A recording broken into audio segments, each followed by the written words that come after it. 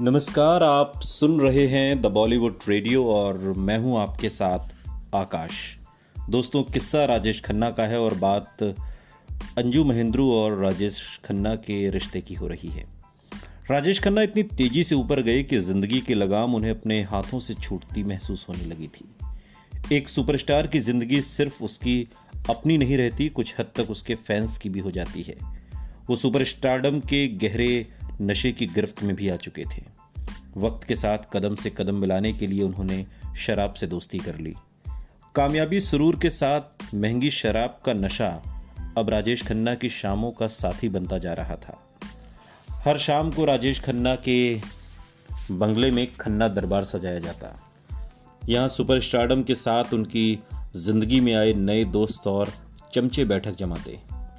शराब की चुस्कियों के साथ राजेश खन्ना की तारीफ शुरू होती, जो देर रात तक चलती।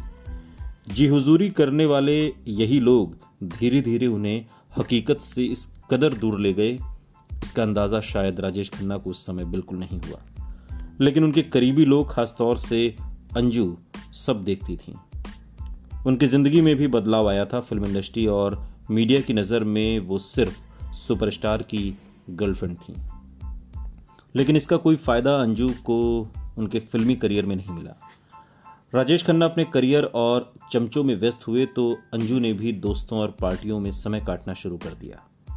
उस वक्त के बारे में अंजू ने बाद में एक इंटरव्यू में बताया, वो मुझ पर इल्ज़ाम लगाते रहते थे कि मुझे अपनी पार्टियों और दोस्तों से फुर्सत नहीं, लेकिन जब भी मैं उनसे मिलने जाती थी वो अपने चमचों से घिरे रहते थे।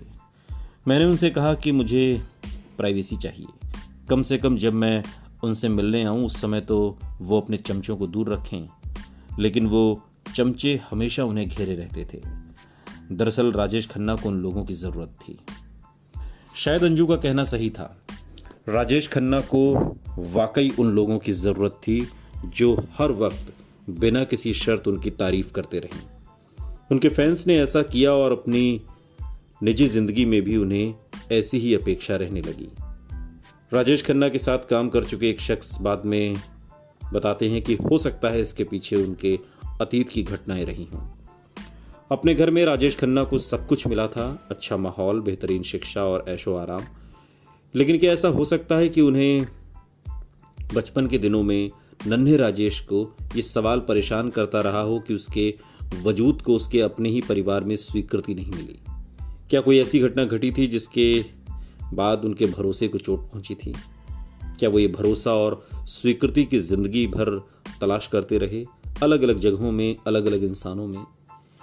आखिरकार ये स्वीकृति राजेश खन्ना को अपने सुपरस्टारडम में मिली जब पूरा देश उनका दीवाना बन गया।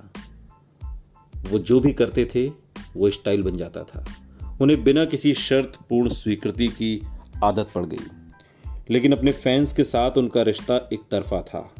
फैंस उनसे सवाल नहीं करते थे, न ही उन्हें राय देते और न ही उनकी बातों में गलतियां ढूंढते।